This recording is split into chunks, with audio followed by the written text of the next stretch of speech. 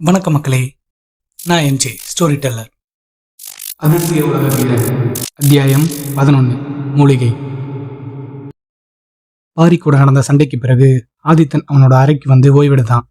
வாசி இணைவு நிலையில இருந்ததால ஆதித்தனோட உடல் காயங்கள் ஒரே இரவுல குணமாயிடுச்சு.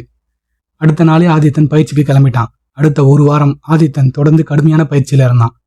இந்த பயிற்சியால இமைக்கா அதிவேக நகர்வு வித்தையில ஆதித்தன் முழு வித்தகனானான். மலை சிதறும் சுத்தியல் தாக்குதலோட ஆரம்ப நிலையை பயன்படுத்தும் அளவுக்கு ஆதித்தன் தேர்ச்சி அடைஞ்சான். அதாவது இந்த இமைக்கா அதிவேக நகர்வு வித்தையை முழுமையா கைவல்யம் பண்ணதால ஆதித்தன் சம ஆற்றல் நிலையில உள்ள பல தவசிகளை எதிர்கொள்ளும் போது அங்கிருந்து தப்பிக்க இந்த வித்தை ஆதித்தனுக்கு பெரிய உதவியா இருக்கும். மற்றும் மலை சிதறும் சுத்தியல் வித்தையை பொறுத்தவரை ஆதித்தன் முன்ன மாதிரி வித்தையை பயன்படுத்தும் போதே பாதியில தோல்வி அடையாம முழு தாக்குதலையும் பண்ண முடியுது. ஆனா இன்னும் இந்த வித்தையை ஆதித்தன் முழுமையா கைவல்யம் பண்ணல. அதனால ஆதித்தன் தொடர்ந்து பயிற்சி செஞ்சுட்டு இருக்கான். இப்போ ஆதித்தன் அவனோட அறையில உட்காந்து தவ பயிற்சியை செஞ்சுட்டு இருந்தான். சட்டுன்னு அவனோட தவத்தை நிறுத்திட்டு அப்படியே பின்ன சாஞ்சு படுத்தான். தனக்கு தானே பேசிக்கிட்டான். எவ்வளவுதான் தொடர்ந்து தவ பயிற்சி செஞ்சாலும் தவாற்ற நிலை உயரவே மாட்டுது, என்ன பண்றது அப்படின்னு சொன்னான். ஆதித்தன் என்னதான் தற்காப்பு வித்தியை கடுமையா பயிற்சி செஞ்சாலும் ஒரு நாள் கூட தவ பயிற்சி செய்யாம இருந்ததே இல்லை. ஆதித்தன் கண்களை மூடி சீக்கிரமா தவாற்ற நிலை உயர என்னதான் வழின்னு யோசிச்சுட்டு இருக்க ஆதித்தனோட சட்டைப்பைக்குள்ள ஏதோ ஒன்று உறுத்துற மாதிரி இருந்தது. ஆதித்தன் கண்களை திறந்து சட்டைப்பைக்குள்ள கையை விட்டு என்னதான்னு எடுத்து பார்க்க ஒரு சின்ன காலியான மாத்திரை குப்பி நிலா ஆதித்தனுக்காக உணவகத்துல வச்சுட்டு போனது. நிலா கொடுத்த ஆத்ம ஆற்றல் ஒருங்கிணைவு மாத்திரைகளை ஆதித்தன் முன்னமே பயன்படுத்தி காலி செஞ்சிருந்தான். ஆதித்தனோட தவாற்றல் நிலையில இருக்கக்கூடிய ஒரு சாதாரண தவசி இந்த முதல் நிலை ஆத்ம ஆற்றல் ஒருங்கிணைவு மாத்திரைகளை 5 மட்டுமே சாப்பிட்டு பயிற்சி செஞ்சிருந்தாலே அந்த தவசி அடுத்த படி நிலையை அடைஞ்சிருக்கலாம். ஆனா ஆதித்தனோட ஆற்றல் விதி உடலமைப்பால அந்த மாத்திரைகள்ல சாதாரண அளவை விட 2 மடங்கு அதிக ஆற்றல் உள்ள மாத்திரைகள் தேவைப்படுது. ஆதித்தன் அந்த காலி குப்பியை பார்த்ததும் அவனுக்கு ஒரு யோசனை தோணுச்சு. ஆதித்தன் எழுந்து உட்காந்து இதை பத்தி நான் ஏன் முன்னமே யோசிக்காம போனேன், பள்ளியோட வளங்கள் வழங்கும் துறையில போய் 2ஆம் நிலை ஆத்ம ஆற்றல் ஒருங்கிணைவு மற்றும் வாசி சுத்திகரிப்பு மாத்திரைகளை வாங்கிக்கலாமே அப்படின்னு யோசிச்சான். உடனே ஆதித்தன் அவனோட மாணவர் மதிப்பெண் எவ்வளவு இருக்கும்னு கணக்கு பண்ணி பார்த்தான். கணக்கு போட்டு பார்த்ததுல அவனோட மாணவர் மதிப்பெண் எவ்வளவு இருக்குன்னு ஆதித்தனுக்கு தெரிஞ்சதும் அவனோட முகமே இருண்டு போச்சு. காரணம் ஆதித்தனோட மாணவர் மதிப்பெண் குறைவா இல்ல, அதுக்கும் கீழே அடிமட்டத்துல இருந்தது. ஏன்னா ஆதித்தன் இந்த மாசம்தான் வாசி இணைவு நிலையை அடைஞ்சான். அது வரைக்கும் அவன் சண்டை போட்ட எல்லா சவால் சண்டையிலையும் ஆதித்தன் தோத்து போய் அவனோட மாணவர் மதிப்பெண்ணை இழந்தான். அது மட்டும் இல்லாம கடந்த காலத்துல தன்னோட உடற்பிரச்சனையை சரி செய்யறதுக்காக பெரும்பாலான மாணவர் மதிப்பெண்ணை மருந்துகள் மற்றும் மூலிகைகளுக்காக செலவு செஞ்சுட்டான். அதனாலதான் இப்ப ஆதித்தன் இந்த பரிதாப நிலையில இருக்கான். அது மட்டும் இல்லாம 2ஆம் நிலை ஆத்மாற்றல் ஒருங்கிணைவு மற்றும் வாசி சுத்திகரிப்பு மாத்திரைகள்ல ஒரு மாத்திரையின் மதிப்பெண்ணே 80 மாணவர் மதிப்பெண்கள். இரண்டையும் வாங்க ஆதித்தனுக்கு மொத்தம் 120 மாணவர் மதிப்பெண்கள் தேவைப்படும். ஆதித்தனுக்கு மாதம் வழங்கப்படும் மாணவர் மதிப்பெண்கள்ல 2 மடங்கு இது. எப்படி மாணவர் மதிப்பெண்ணை அதிகம் அடையிறதுன்னு யோசிச்ச ஆதித்தனுக்கு பள்ளியின் ஒரு முக்கிய இடத்தோட பெயர் நினைவுக்கு வந்தது, சவால்கள் வழங்கும் துறை. ஆதித்தன் சவால் துறையில அவனோட ஆற்றல் நிலைக்கு பொருந்தக்கூடிய சில சவால்களை தேர்வு செஞ்சு அதன் மூலமா அதிகமான மாணவர் மதிப்பெண் அடையலான்னு யோசிச்சான். அவனோட சீருடைகளை சரி செஞ்சுக்கிட்டு அவனோட அறையிலேருந்து கிளம்பினான். சவால்கள் வழங்கும் அலுவலகம். சவால் துறை அலுவலகத்துல சவால்களின் நிலையை 3ஆ பிரிச்சு வச்சிருந்தாங்க. சுலபமானது, நடுத்தரம் மற்றும் கடினமானது. சவால் துறை அலுவலகத்தின் வாசல்ல 2 பெரிய பலகைகள் வைக்கப்பட்டு இருக்கும். ஒரு பலகையில சுலப நிலை சவால்கள்னும் 2வது பலகையில நடுத்தர நிலை சவால்கள்னும் தலைப்புகள் எழுதப்பட்டிருக்கும். பெரும்பாலும் இதுல உள்ள சவால்கள் எல்லாமே மூலிகை பொருட்கள், கனிம பொருட்கள் இவற்றை சேகரிக்கிறதாவோ அப்படி இல்லைன்னா குறைந்த நிலை ஆற்றல் உள்ள அசுர விலங்குகளை வேட்டையாடுறது இது சம்பந்தப்பட்டு தான் இருக்கும். அந்த 2 பலகையிலையும் அந்த நிலைக்கேற்ற சவால்கள் பற்றிய விவரங்கள் காகிதங்கள்ல எழுதப்பட்டு ஒட்டப்பட்டு இருக்கும். இதனால எந்த ஆற்றல் நிலை மாணவர்கள் வேணாலும் அவங்களால செய்ய முடியும்னு நினைக்கிற சவால்களை பூர்த்தி செஞ்சு பின் அலுவலகத்துல அந்த சவாலின் பொருட்களை ஒப்படைச்சா சவால் துறை அந்த மாணவருக்கு அந்த சவாலுக்கான பொருட்களின் மதிப்பு மற்றும் எண்ணிக்கையை சார்ந்து மாணவர் மதிப்பெண்ணை அந்த மாணவருக்கு வழங்கும். ஒரு மாணவர் கடின நிலை சவால்களை செய்ய விரும்பினா மட்டும் அந்த மாணவர் நேரடியா அலுவலகத்துக்குள்ள சென்று சவால் துறை அதிகாரியை சந்திக்கணும். அந்த அதிகாரி விண்ணப்பிச்ச மாணவர் ஆற்றல் நிலையை சோதனை செஞ்ச பிறகு அவருக்கான கடினநிலை சவால்களை தேர்வு செஞ்சு வழங்குவாரு.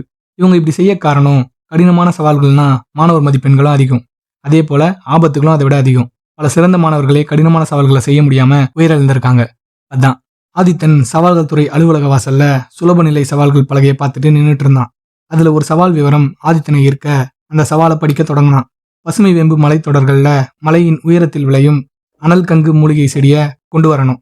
ஒரு மூலிகை செடிக்கு 5 மதிப்பெண்கள், அளவு வரம்பு கிடையாது இப்படின்னு அந்த அறிக்கையில இருந்தது. பசுமை வேம்பு மலைத்தொடர் சூரிய நகரத்துக்கு அருகில் இருக்கும் ஒரு பகுதி தான் இந்த இடம். அதனால அங்க போயிட்டு வர்றது கடினம் இல்லை. அது மட்டும் இல்லாம அனல் கங்கு மூலிகை செடி ரொம்ப அரிதான மூலிகையும் கிடையாது. ஆனா அதுக்கு எப்பவுமே மதிப்பு இருந்தது. ஏன்னா இந்த மூலிகையை மூலப்பொருளா பயன்படுத்தி தான் ரசவாதிகள், கடும் குளிர் மற்றும் பனிர் பிரதேசங்களில் உபயோகப்படும் உடல் வெப்பத்திற்கான ஆற்றல் மாத்திரைகள் மற்றும் களிம்புகளை தயாரிப்பாங்க. ஆதித்தன் யோசிக்க ஆரம்பிச்சான். ஒரு மூலிகை செடி 5 மாணவ மதிப்பெண்ணா நம்ம அந்த 2 ஆற்றல் மாத்திரைகளை வாங்க 120 இல்ல முழுமைப்படுத்தி 200ன்னு வச்சுப்போம். அப்படின்னா 40 அனல் கங்கு மூலிகை செடிகளை கொண்டு வரணும்.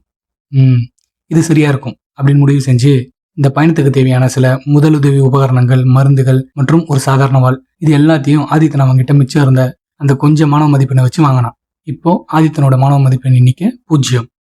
ஆதித்தன் அவன் நண்பர்கள் 2 பேர்கிட்டையும் சொல்லிட்டு நூலகர் குகன் கிட்ட சில அறிவுரைகளையும் கேட்டுட்டு பள்ளியின் மாணவர் துறையில 3 நாட்கள் விடுப்புக்கான ஒரு கடிதத்தை எழுதி கொடுத்தான். அந்த கடிதத்துல ஆதித்தன் எதனால விடுப்பு எடுக்கிறான், எங்க போறான், எப்போ வருவான் அப்படின்ற சில முக்கிய விவரங்கள் இருக்கும். இப்படி எல்லா மாணவர்களும் செய்யணும். அது இந்த பள்ளியின் விதிமுறை. காரணம், ஒருவேளை போன மாணவர்கள் கடிதத்துல குறிப்பிட்ட இந்த நேரத்துக்குள்ள பள்ளிக்கு திரும்ப வரலனா சில நாட்கள் கழித்து பள்ளியின் மூத்த மாணவர்கள் சிலரை அந்த மாணவரை தேடி பள்ளி அனுப்பி வைக்கும். மாணவர்களோட பாதுகாப்புக்கு தான் இந்த வழிமுறைகள்லாம். ஆதித்தன் சாயங்கால நேரம் விடுப்பு கடிதத்தை மாணவர் துறையில சமர்ப்பிச்சுட்டு இரவு நாளை பயணத்துக்கு தேவையான எல்லாத்தையும் பத்திரமா எடுத்து வச்சுட்டு தூங்கினான். அதிகாலை நேரம் ஆதித்தன் சீக்கிரமே எழுந்து கிளம்பி பள்ளியின் வெளிப்புற பகுதிக்கு வந்தான். சுற்றிலும் காடுகள் மற்றும் மலைகள். அதுக்குள்ள போன சாலையில ஆதித்தன் அப்படியே பொடிநடையா நடக்க ஆரம்பிச்சான். 3 மணி நேரம் காடுகள் மற்றும் மேடுகளை கடந்து சாலை 2ஆ பிரிஞ்சது. வலது பக்கம் போனா சூரிய நகரம், இடது பக்கம் போனா பசுமை வேம்பு மலைத்தொடர். ஆதித்தனுக்கு சூரிய நகரத்துக்கு போகணும்னு ஆசையா இருந்தது. ஏன்னா அவன் எப்ப அங்க இருக்கும் போதும் ரொம்ப சந்தோஷமா உணர்வான். ஆனா வந்த வேலை வேறன்றதுனால திரும்பி வரும்போது போய்க்கலான்னு முடிவு செஞ்சு இடது பக்க வழியா போனான். கொஞ்ச நேரத்திலேயே ஆதித்தன் பசுமை வேம்பு மலைகளின் அடிவாரத்துக்கு வந்தான். மலையை அண்ணாந்து பார்த்து சீக்கிரம் ஏறி போய் மூலிகைகளை கொண்டு வரணும் அப்படின்னு சொல்லி மலையை ஏற ஆரம்பிச்சான். பசுமை வேம்பு மலைத்தொடர் ஒரு மலையை தொடர்ந்து அடுத்த மலை, பின் அதுக்கடுத்து இந்த மாதிரி பல மலைகளால ஒன்றிணைஞ்சது. ஆதித்தன் இருக்கும் இந்த பகுதி இந்த மலைகளின் வெளிப்புற அடுக்கு. சாதாரண மற்றும் முதல் அல்லது 2வது நிலை மூலிகைகளும் மற்றும் சில மூலப்பொருட்களும் இங்கே கிடைக்கும். அதே போல சாதாரண விலங்குகள்ல இருந்து 3ஆம் நிலை அசுர விலங்குகள் வரைக்கும் இங்க இருக்கும். 3ஆம் நிலை அசுர விலங்குகளை ஒரு தவசியோட தவநிலையோட ஒப்பிட்டா கிட்டத்தட்ட வாசி இணைவு நிலையோட 5 அல்லது 6வது படிநிலை தவசிக்கு இணையான வலிமையை பெற்றிருக்கும். இன்னும் இந்த மலைத்தொடரின் மையத்துக்கு போக போக பல அரிதான மூலிகைகள் மற்றும் மூலப்பொருட்களும் அதே போல பல ஆபத்தான அசுர விலங்குகளையும் எதிர்கொள்ள நேரிடும். அது மட்டும் இல்லாம இந்த மலைகளின் காட்டுப்பகுதிக்குள்ள பல இயற்கை பொறிகளும், காற்றில் நஞ்சு நிறைந்த சூழலும், உயிரினங்களை உண்ணக்கூடிய தாவரங்களும், இது போல பல மர்மங்களும் இங்க இருக்கு. இந்த ஆபத்துக்களை பெரிதா எடுத்துக்காத பல தலகணம் பிடிச்ச இளம் தவசிகள் போய் திரும்பி வராத கதைகளும் பல உண்டு. இந்த விவரம் இந்த மலைத்தொடர்களை சுற்றியுள்ள எல்லா பகுதியில் உள்ள மக்களுக்கும் தெரியும். அதனால ஆதித்தன் அவனோட ஆர்வத்துக்கு ஒரு அணையை போட்டு வந்த வேலையை பார்க்க ஆரம்பிச்சான். ஆதித்தன் மலையின் மேல் பகுதிக்கு வந்த பிறகு அவன் தேடி வந்த அனல் கங்கு மூலிகைகளை சேகரிக்க ஆரம்பிச்சான். இப்போ வரைக்கும் 8 தான் அவனுக்கு கிடைச்சது. அதனால மலையின் வெவ்வேறு பகுதிகளில் தேட ஆரம்பிச்சான். மலையின் மற்றொரு பகுதியில ஆதித்தன் தேடி வந்த அந்த மூலிகை செடி நிறைய இருக்க ஆதித்தன் அவனுக்கு தேவையான அளவு சேகரிச்சு அவனோட தோல் பைக்குள்ள வைக்க போனான். பைக்குள்ள போதுமான அளவு இடம் பத்தாததுனால அதனுள்ள இருந்த முதலுதவி பொருட்கள் மற்றும் மாத்திரைகளை அவனோட சடிப்புக்குள்ள எடுத்து வச்சுக்கிட்டு மூலிகை செடிகள் எல்லாத்தையும் பைக்குள்ள வச்சான். ஆதித்தன் எழுந்து ஒரு வழியா வந்த வேலை முடிஞ்சது, உடனே போகணுமா என்ன, கொஞ்ச நேரம் மலையை சுத்தி பார்த்துட்டு கிளம்பலாம் அப்படின்னு முடிவு செஞ்சு ஆதித்தன் அந்த மலையோட வெவ்வேறு இடங்களை சுத்தி பார்த்துட்டு இருந்தான். வேறு சில மூலிகைகளையும் தன்னோட தேவைகளுக்காக சேகரித்து பைக்குள்ள மீதம் இருந்த சின்ன சின்ன இடங்களை சுருகி வச்சான். தற்காப்பு பள்ளியில் மாணவர்களுக்கு மூலிகை தாவரங்களை பற்றி ஆரம்பத்திலேயே பாடமாக சொல்லி கொடுத்துருவாங்க. ஏன்னா தவப்பயிற்சி செய்யும் மாணவர்கள் எந்த சூழலில் வேணாலும் அவங்களுக்கு நன்மை அல்லது தீமை விளைவிக்கக்கூடிய மூலிகைகள் மற்றும் தாவரங்களை பார்க்கலாம். அவற்றை எடுத்து பயன்படுத்தலாமா இல்லை விலகி வைக்கணுமான்னு அந்த தவசிகள் தெரிஞ்சுக்க தான் இந்த பாடங்கள்லாம். இப்படி ஆதித்தன் மலையை சுற்றிட்டு இருக்க வழியில் அவனோட வயதை ஒத்த இரட்டையர்கள் 2 பேரை சந்திச்சான். அவங்களோட உடையை பார்க்கும் போதே அவங்க 2 பேரும் செல்வாக்கான குடும்பத்தை சேர்ந்த பசங்க மாதிரி தெரிஞ்சது. இரட்டையர்கள் 2 பேரும் ஆளுக்கு ஒரு வாழை இடுப்புல சொருகி வச்சுட்டு இருந்தாங்க. அந்த 2 பேர்ல ஒருத்தன் ஆதித்தன் கிட்ட, நண்பரே, நீங்க வரும் வழியில சிகப்பு திரள் வேர் மூலிகையை பாத்தீங்களா அப்படின்னு கேட்க, ஆதித்தன், இல்ல நண்பா, நான் பார்த்த வரைக்கும் நீங்க சொன்ன மூலிகை இந்த மலைப்பகுதியில இல்ல, நீங்க வேணா பக்கத்து மலையில தேடி பாருங்க அப்படின்னு ஆதித்தன் சொல்ல, இப்படியே பேசி பின் ஒருவருக்கு ஒருவர் அறிமுகமானாங்க. அந்த 2 இரட்டையர்களும் கொடுவன் குடும்பத்தை சேர்ந்த இளம் தவசிகள்.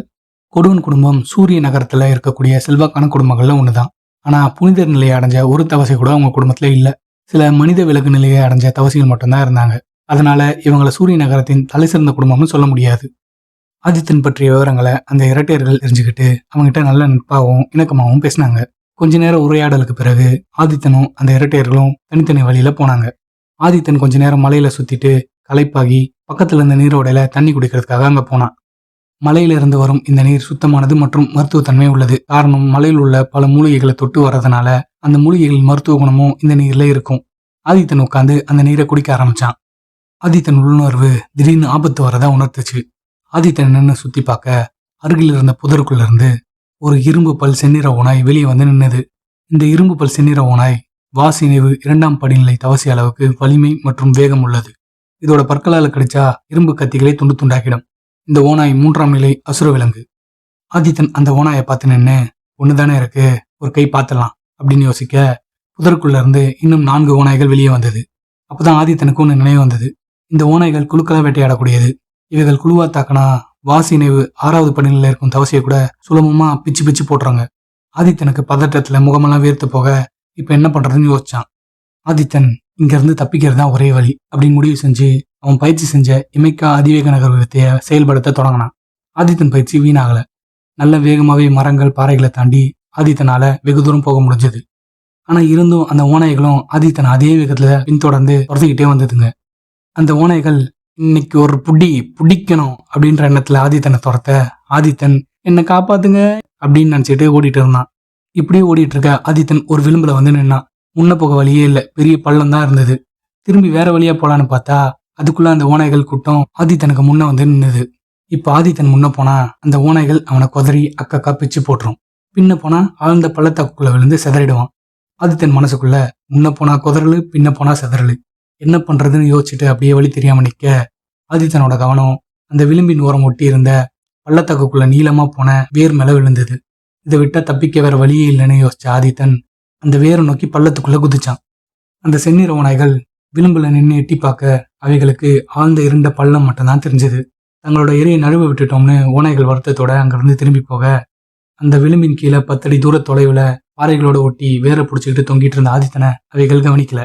உடனே மேலே ஏற வேணான்னு முடிவு செஞ்ச ஆதித்தன் அங்க பிடிச்சிட்டு நிக்க ஏதாவது பாறை இருக்கான்னு சுத்தி கித்தி பார்க்க அவனோட கண்களுக்கு ஒரு அதிசயம் தெரிஞ்சது. ஆதித்தன் இருந்த இடத்துல இருந்து 5 அடி தூர தொலைவுல பாறைகளுக்கு இடையில ஒரு அரிதான மற்றும் அதிசய மூலிகை செடி இருந்தது. இது இயற்கை விதி ஊக்குவிப்பு மூலிகை. இந்த மூலிகையை ஒரு தவசி உட்கொண்டா அவரோட உடல் எந்த இயற்கை ஆற்றல் விதி தன்மையில இருந்தாலும் அந்த ஆற்றல் விதி திறனை 2 அல்லது 3 மடங்கு உயர்த்த பெரிய உதவியா இருக்கும். இந்த மூலிகை செடிக்காக ஆத்மசக்தி பிரிவு நிலையில இருக்கும் தவசிகள் கூட பெரிய போட்டிகளே போடுவாங்க. இந்த மூலிகை நிலை 3 சேர்ந்தது. இது பொதுவா இந்த பசுமை வேம்பு மலைகளின் இடைப்பட்ட பகுதியில் தான் காணப்படும். ஆனா அதிசயமா இந்த பள்ளத்துக்குள்ள முளைஞ்சிருக்கு. ஆதித்தன் எப்படியாவது இந்த மூலிகை செடியை எடுக்கணும்னு நினைச்சான். ஏன்னா ஆதித்தனோட நிலையற்ற ஆற்றல் விதி உடலுக்கு இந்த மூலிகை செடி பெரிய உதவியா இருக்கும். ஆதித்தன் அவன் தொங்கிட்டு இருந்த வேரை பயன்படுத்தி ஊஞ்சல் போல ஆடி அந்த மூலிகை செடி முளைஞ்சிருந்த பாறையை பிடிச்சான்.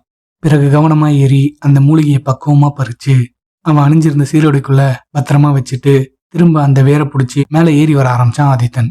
ஒரு வழியா மேலே ஏறி வந்து உடல்ல இருந்த மண்களை தட்டி தொடச்சி விட்டுட்டு ஆதித்தன் அவனோட சீரோடைக்குள்ள இருந்து அந்த இயற்கை விதி ஊக்குவிப்பு மூலிகையை எடுத்து கவனமா ஒரு துணியால சுத்தி அவனோட பைக்குள்ள இடத்தை விளக்கி அதுக்குள்ள வச்சான். ஆதித்தன் பைய மூடி தோள்பட்டையில மாட்டி எழுந்திருக்கும் போது மரங்களுக்கு இடையில இருந்து 2 இளம் தவசிகள் வெளியே வந்தாங்க. அவங்க வேற யாரும் இல்ல, ஆதித்தன் முன்பு சந்திச்ச அந்த இரட்டையர்கள் தான். ஒருவன் சேந்தன், இன்னொருத்தன் அமுதன். இருவருமே வாசி நினைவு 2வது படிநிலையில இருந்தாங்க. ஆதித்தன் மனசுக்குள்ள இவங்க 2 பேரும் நான் அந்த மூலிகையை பைக்குள்ள வச்சதை பார்த்திருப்பாங்களோ அப்படின்னு கவலைப்பட்டான். ஆதித்தன் நினைச்ச மாதிரியே அவங்க அதை பார்த்திருந்தாங்க. அவங்கள அமுதன், அது இயற்கை ஊக்குவிப்பு மூலிகை தானே, உனக்கு எப்படி கிடைச்சது அப்படின்னு கேட்க ஆதித்தன் தயக்கத்தோட இது இந்த பள்ளத்துக்குள்ள ஒரு பாறையிலேருந்து தான் எனக்கு கிடைச்சிது அப்படின்னு சொன்னான்.